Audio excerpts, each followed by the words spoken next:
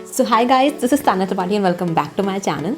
तो अगर आप सबको याद हो तो एक हफ्ते पहले, इनफैक्ट 10 दिन पहले मैंने एक पोस्ट किया था कम्युनिटी पोस्ट में कि आप सबको जितने भी क्वेश्चंस पूछने हैं मेरे बारे में आप सब वहाँ पे कमेंट कर सकते हैं। एंड कई सारे क्वेश्चंस आए भी, कुछ मुझे जीमेल पे भी क्वेश्चन आए, तो फिर उन सारे क्वेश्चंस को आज मैं एड्रेस करने वाली हूँ।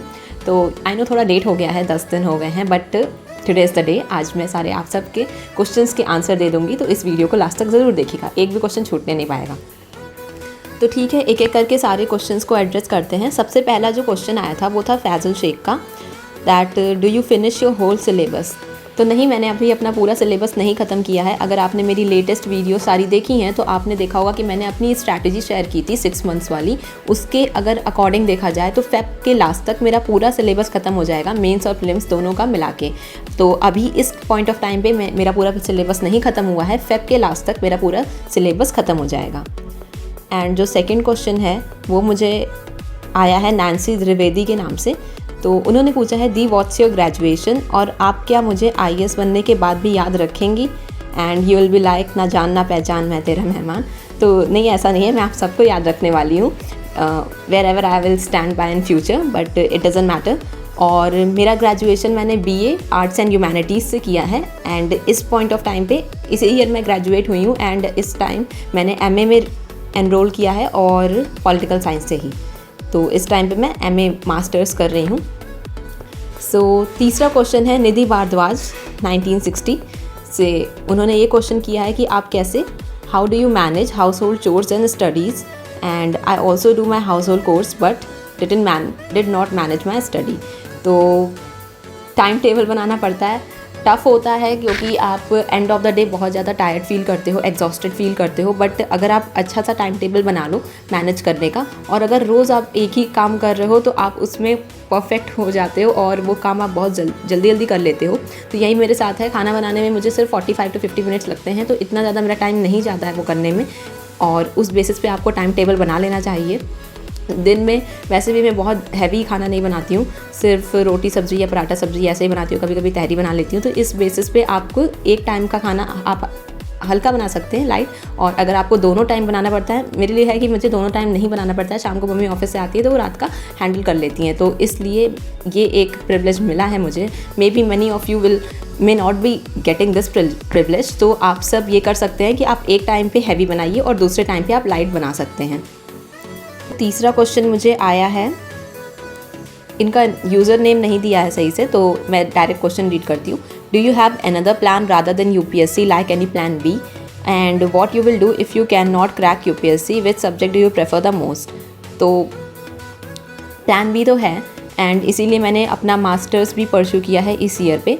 और इसके बाद अगर मास्टर्स कंप्लीट होने के बाद मैं UCG नेट का एग्ज़ाम भी दूंगी, एंड ये ख़त्म करने के बाद मैं PhD भी करने वाली हूँ। तो ये सब मेरा प्लान भी है प्रोफेसर के लिए, फिर मैं ट्राई करूँगी। बाकी मेरी पूरी कोशिश तो यही रहेगी कि मेरा UPSC ही क्लियर हो जाए, बट प्लान B हाँ ऑफ कोर्स है, यही प्रोफेसर के लिए मैंने सोचा है कि अगर नहीं होता है तो मैं प्रोफेसर के लिए ट्राई करूँगी। और जो नेक्स्ट क्वेश्चन मुझे आया है वो हर्ष पांडे की तरफ से आया है कि how do you get so much motivation and energy to do all the work, both homeworks and study together, also all the best for exam. So thank you.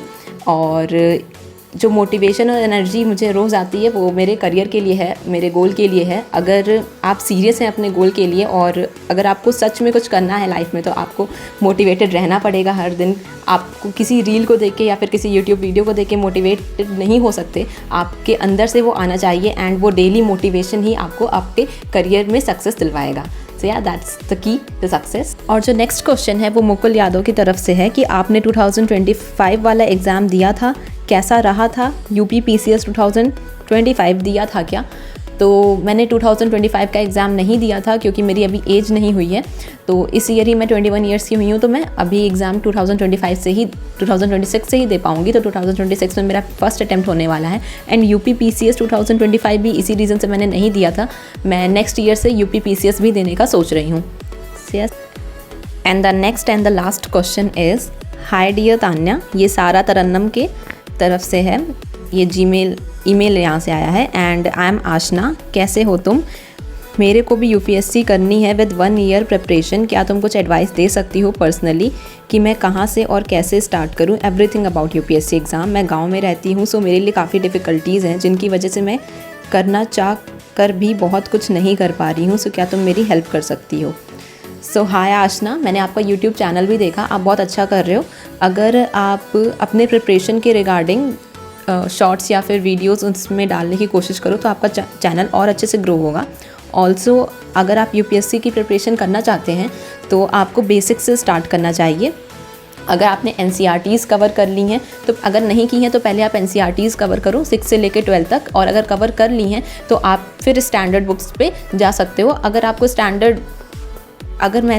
Standard books की जो लैंग्वेज है वो बहुत tough लग रही है तो आप डायरेक्ट विजन आईएएस का 53 या 55 बुक सेट है वो आप ले सकते हैं नोट्स। एंड अगर आप वो एक बार ले लेते हैं तो फिर आपको यूपीएससी के मटेरियल में किसी और चीज़ को लेना नहीं पड़ेगा। वो काफ़ी अच्छा रिसोर्सेस है यूपीएससी की प्रिपरेशन के लिए।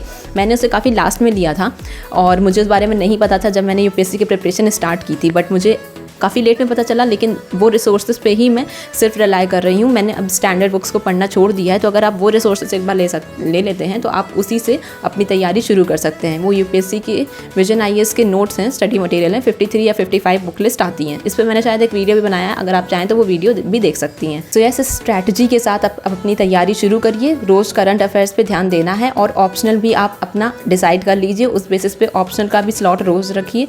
तो ऑप्शनल और करंट अफेयर्स का स्लॉट रोज़ रहना ही चाहिए। एंड फिर एट द सेम टाइम आपको एक प्रॉपर स्ट्रैटेजी भी बनानी चाहिए कि इन सब्जेक्ट्स को आप कैसे कवर करेंगे। तो सब्जेक्ट्स के लिए एक मैंने 6 मंथ्स का स्ट्रैटेजी की वीडियो भी शेयर की थी, तो आप उससे कुछ आइडिया लेके अपने लिए जितना भी आपके पास टाइम है उस बेसिस पे एक स्ट्रैटेजी बनाइए एंड आप धीरे धीरे अपने सारे सब्जेक्ट्स कवर करिए। PYQs को देख के क्वेश्चंस प्रैक्टिस कर सकते हैं, नहीं तो क्वेश्चंस मार्केट में बहुत सारे आते हैं तो आप वो भी परचेस कर सकते हैं। मेंस के लिए भी प्रैक्टिस करिए एंड प्रीलिम्स के लिए भी at the same time practice करते रहिए। सो yeah that's all for today. मैंने जितना हो सकता था आप सबके क्वेश्चंस एड्रेस करने की कोशिश की है। कुछ छूट गए हो तो आप सब इस कमेंट में डाल देना, मैं अपने नेक्स्ट टू नेक्स्ट वीडियोज़ में धीरे धीरे करके आप सबके क्वेश्चन सारे एड्रेस कर दूँगी। Bye, thanks for watching.